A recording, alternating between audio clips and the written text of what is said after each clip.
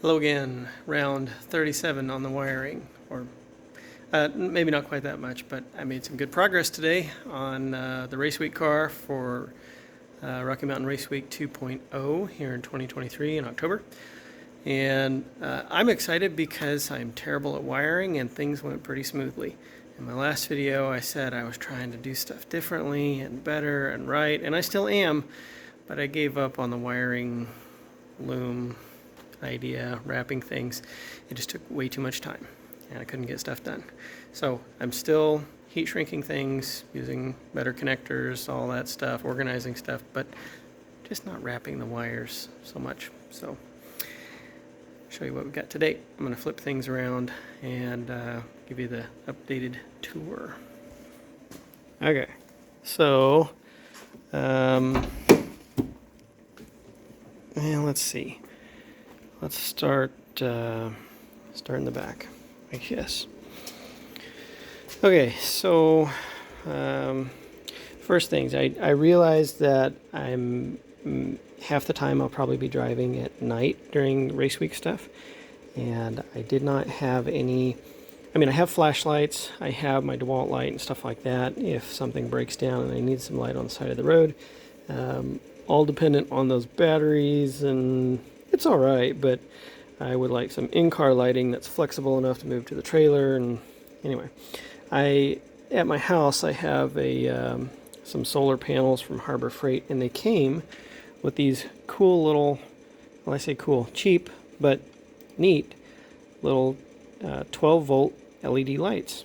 And normally they come with this kind of connector to plug into the charge port, and sorry for the mess, the dogs ran around in here and messed stuff up, but plug into the solar charger and give you some light wherever you're working. Cool idea. Not useful for the car because I don't have that kind of plug-in here in the car. So I just stripped things down, found my wires, and it was super simple, positive, negative, and go from there. This one I wired directly to the battery, and they have probably I'll show you here. I've probably got a good 10, 15 foot. There's the end of it. So let's stretch it out.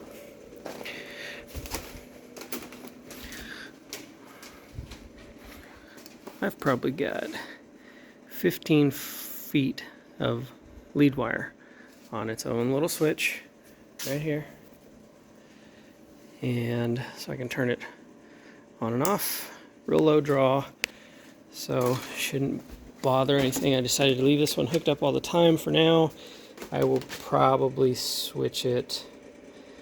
I don't know, I may not switch it. I may leave it this way all the time, kind of like how the power and ground wire for the ECU is just all the time. Anyway, so back to, now that I have my light, it looks like a household dorky kind of thing, but you know what? For the car, it's pretty handy. I might figure out a way to zip tie some magnets to it so it'll stick to things. But anyway, so wiring. I got my MagnaFuel dual relay set up, wired in for the 43 or the 750 pump, MagnaFuel 750 pump, and I originally, you remember from my last video, I had just the power wire for the transmission fan on this side run straight from the switch and my center console back to the transmission fan, and then the little thermostat thing down there would control it on and off. Well, I decided that, or after testing things a little bit through the switch in the front, I was getting a lot of just voltage bleed out or something as the fan was slowing down. It wasn't cutting things off, and I think I was getting the fan was generating electricity back to the switch because my light wasn't shutting off. It was very slowly dying. I didn't like that. I didn't know if that was going to mess with the Holley through the common power system for the on-off switch. I really didn't know, so I decided to relay it. It's like some wiring guy told me, if in doubt, relay it out. So just a little 30 amp relay wired into things, and I've got just a 10 amp fuse on the power wire to the fan, because it only draws 5 to 6 amps, so I didn't want too much of a fuse in there, so the whole thing could melt down. But that worked pretty good. And then I zip tied everything, used nylon straps to rivet it down where it is there. It's about as clean as it's gonna get, but it's easily accessible, which is what I wanted. I didn't end up with lots of extra power wires here coming to the master switch, but it works. So that's this side. Let's switch things around here. Speaking of switch, adios. Let's go to the inside. Oh, I turned that on for a reason. So the car is connected for power at this point. It's when I pulled the switch, everything up to my main board is live. So I have another one of these in here. You can see my afterthought little wires ran in there. But so ground stuff, I welded in a bolt here on my roll bar flat plate for good ground, and then ran everything else to it. My main battery wires coming in for, this is mostly for the fuse panel, or well, switch panel. This is mostly power, so I could have it for the switch panel, but also so that I could go from here in and then back out up to the car's fuse panel, fuse block right there, which I can run to the starter, which will run all my lights, all that stuff. So I wanted to have that intact, so I kept that there. My other power wires run to other things, like, you know, all my in and out switches back to the back.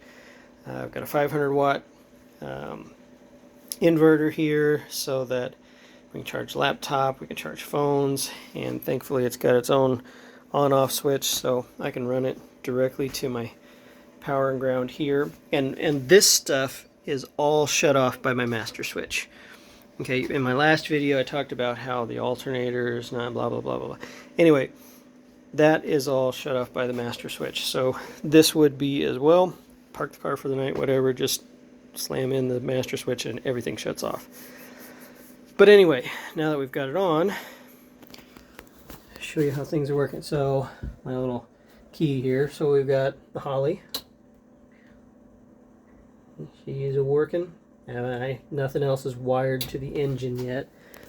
I just finally got all this going. I still have to finish all my stuff on the engine, but waiting for my transmission, so that's not been too much on the list. But anyway, that was a Holly.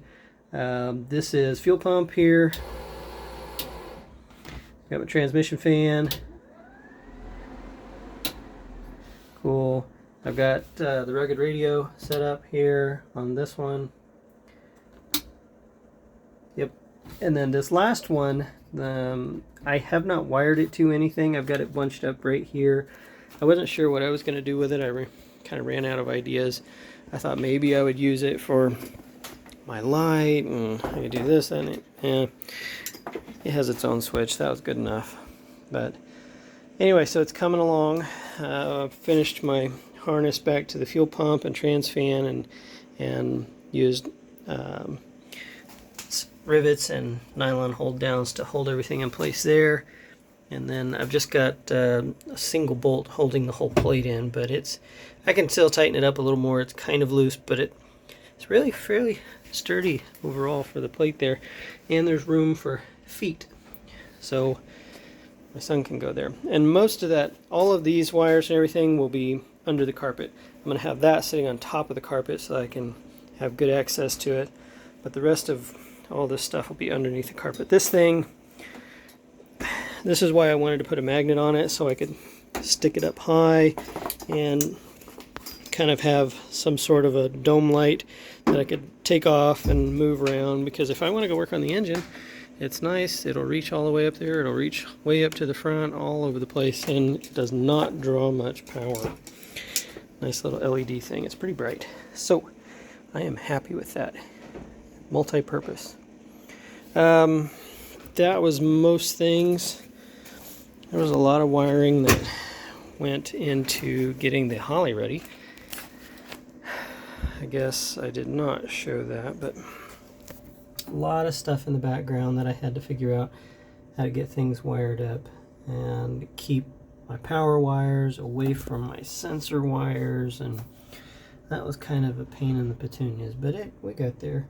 A little bit of extra wire here and there, but not too bad. So I'm pretty happy with that. I still have to take out the main switch panel, because this is all still loose because I've been actively working on it, but I have to put my light on the transmission temp gauge so that I can read that at night. I've still got to fasten down the rugged radio thing. The faceplate just comes off, and I've got a mounting spot down here that I just need to bolt it down to, and I have to put some sheet metal or something in here as a base that I'll mount my inverter to. I still have my, since you saw I have the shift light up there next to the transmission temperature gauge. I've got, from years ago, I kept this ginormous 5-inch tack, which I don't really need, but the nice thing about it is it has the shift light built into it. All I gotta do is just wire it up. So I think I will wire this thing up too. And so my thought is lights for that, power for that, and power for the transmission light, or transmission temperature gauge light, and so forth. Maybe I'll just run that off of my last switch. I don't know. I don't really want to mess around with the factory Ford fuse panels and tie into some key on, engine off, whatever switch. So it's nice to have one extra switch that I can use for kind of whatever. Once that's done and everything's fastened back up, which hopefully I'll do tomorrow, then I can finish my rugged radio extension lines, find a way to mount a radio out in here separate, some little mount. I've got to finish my horn, and then I could probably put the carpet in, or start working on the seat first and then put the carpet in, because I still have to mount my Kirky seat over there. But I do have harnesses for this car, or adapters for this car for the seat bracket, so that should work out without too much pain. Then the wiring should be close to done on the inside of the car. At that point, I really just need to finish some gaskets and things. So the water pump still needs it. I have a new water pump that I need to put a gasket underneath, mount it up. Distributor has to go in. There's no gasket underneath the intake manifold, so this has got to come off, put gaskets underneath the valve covers, and then put all my sensors in different places. And then the wiring at that point is mostly plug and play. Injectors, everything. It's all plug and play. Hold on just a second. Sorry, my son came in. Where are you, James? Hey, he's been inside all day. But anyway, so some of this I will use, some of it I won't. Some of this is the factory, like fuel pump activation wire, and other things that I'm not going to use right now. And so I'll just tidy these up, tie them off to the side, and keep them out of the way. My injector, power supply, and everything I already ran back to the power block, distribution block inside the car.